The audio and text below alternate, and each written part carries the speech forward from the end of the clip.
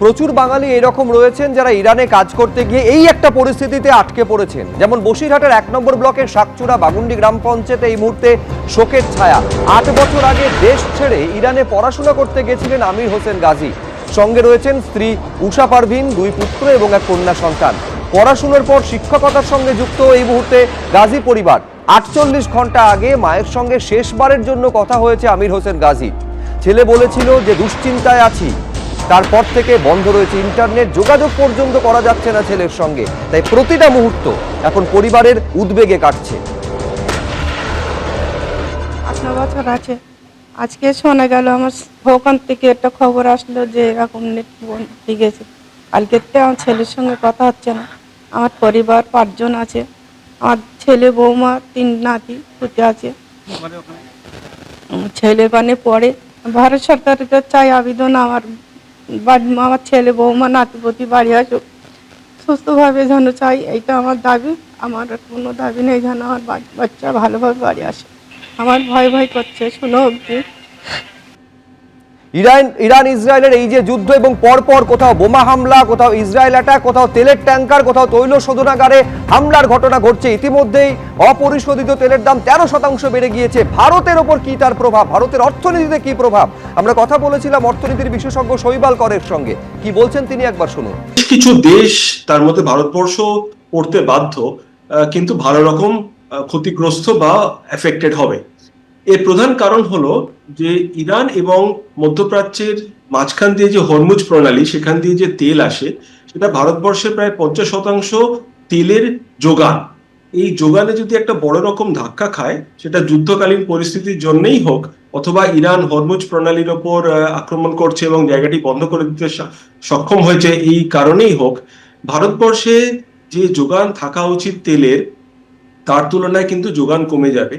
চাহিদা যেহেতু কমার কোনো কারণ নেই, ফলে এর যে প্রধান এফেক্ট সেটা হলো দামের ওপর। এবং আমাদের দেশের যে তেল পরিশোধনকারী সংস্থা, আমরা তো তেল তৈরি করি না, আমরা তেল কিনে এখানে পরিশুদ্ধ করি এবং সেটা বাজারে ছাড়ি।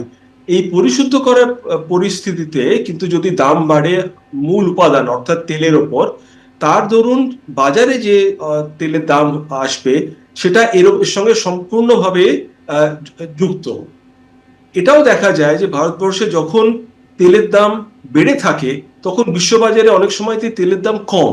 অর্থাৎ এই কিছুদিন আগে আপনারা জানেন যে ব্রেন্ট ক্রুড অয়েল প্রাইস, এটাই মূলত আমাদের তেলের দামের নির্ধারক। এই তেলের দামের নির্ধারক 2রা ফেব্রুয়ারি এই সময় থেকে কিংবা তার কিছুদিন আগে পর্যন্ত কিন্তু $60 কাছাকাছি ছিল প্রতি ব্যারেল। অর্থাৎ যে দামে আমরা তেল কিনছি সারা বছর ধরে, সেটা কিন্তু এই $60 তেলের দাম থাকা আর $90 তেলের দাম থাকার উপর বিরাট নির্ভর করে না। ইরানের যিনি এখন অন্তর্কালীন সরকারের সর্বেসর্বা আলী লারিজানি, তিনি বলেছেন আমরা নেগোশিয়েট করব না। আমেরিকা বিনা কারণে আমাদের উপরে আঘাত করেছে, আমরা প্রত্যাঘাত করব এবং যত দেশ আমেরিকাকে সাপোর্ট করছে বা চুপ করে আছে আমরা তাদের উপর প্রত্যাঘাত করব। এটা তাদের অফিসিয়াল স্ট্যান্ড। ইরান তার যে হাতের তাস গুছিয়ে খেলছে, তারা চাইছে যে তারা এমন একটা সিচুয়েশন করবে যে এই যুদ্ধটা আরো বৃহত্তর জায়গায় চলে যাক এবং সমস্ত দেশকে কিছু মাসুল গুনতে হবে যদি তেলের দাম বেড়ে যায় এবং পুরো জায়গাটাকে ঘেঁটে দেওয়া যায়। ওভারঅল আরো বেশ কিছুদিন আমাদেরকে মনে হয় এই যুদ্ধ দেখতে হবে। শান্তির বার্তা ভারত দিয়েছে। ভারত আজকে ক্যাবিনেট কমিটি মিটিং করেছে এবং ভারত চাইছে যে নিজেদের ভারতবাসীদের সুরক্ষিত রাখতে। ভারতের প্রধানমন্ত্রী ইউএইর সর্বেসর্বার সাথে কথা বলেছেন এবং তার পাশে দাঁড়িয়েছেন এবং ওভারঅল মনে হয় যে আমাদের আরো কিছুদিন এই যুদ্ধটা থামবে না বিশ্ব যুদ্ধের দিকে এগাবে সেটার জন্য অপেক্ষা করতে হবে।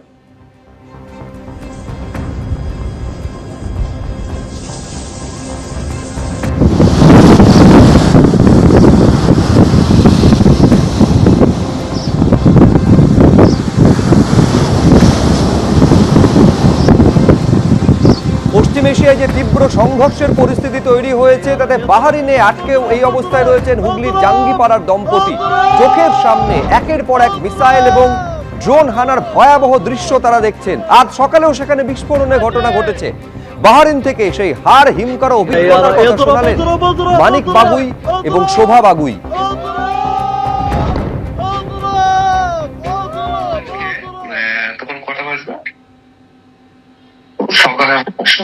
সকালবেলা তখন 12টা বাজবে এইরকম টাইমে আমরা ডিউটিতে ছিলাম তখন। তো ওই সময় হঠাৎই বোম শুরু হয় স্টার্ট। তো আমাদের এখান থেকে বেশি দূরত্ব নয়, তাই ধরুন বেশি বেশি হলে হয়তো 5 কিলোমিটার এরকম হবে। ফার্স্ট এখানে বোমটা পড়ে, তো আমরা বুঝতে পারিনি জুফের এরিয়াতে। তো আমরা তখন কাজের মধ্যে ছিলাম। কালকে সকালে 8টা পর্যন্ত পড়েছে, তারপরে 2-4বার সাইরেন বেজেছে, কিন্তু তারপরে আর হয়নি ক্যাজুয়াল সেরকম। কিন্তু আজ সকাল 8টার সময় মানে ভালো রকম হয়েছে আর কি।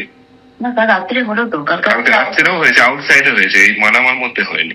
আমি আছি বাহারিনে, মানামা। প্রথমে হচ্ছে কিনা হচ্ছিল কি, যেখানে আমেরিকার বেস গুলো আছে জুপের ওইখানে বেশি হচ্ছিল। তো তারপরে আমরা সেরকম ইয়ে করছিলাম যে শুধুমাত্র ওই জায়গাগুলোই হচ্ছিল, আমাদের এখানটা হয়তো অন্য কোনো জায়গায় অ্যাটাক আসার সম্ভাবনা কম ছিল। কিন্তু তারপরে যখন দিন দিন বাড়ছে, তখন মানে সন্ধ্যের মুখটা দেখলাম, তখন আমরা যে মানামা থাকি, মানামাতে হোটেলগুলোতে মানে বড় বড় বিল্ডিং গুলোতে এখানে ওখানে যেখানে মানে অ্যাটাকটা আসছে, হঠাৎ দেখছি এখানে আসছে ওখানে আসছে। তো আমরা প্রচুরই ভয় পেয়ে গেছি এখন।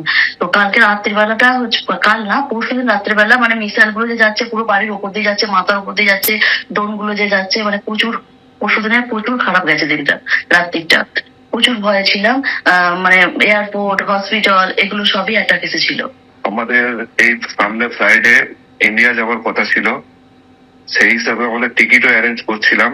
এখন আপাতত এখানকার এয়ারপোর্ট বন্ধ। ট্রাভেলস ওয়ালাকে ফোন করছি, উনি অ্যান্সার করছেন না। এখন সেই হিসাবে আর একটু আমরা ভয়ে আছি যে কি হবে না হবে। এবিপি আনন্দ, এগিয়ে থাকে, এগিয়ে রাখে।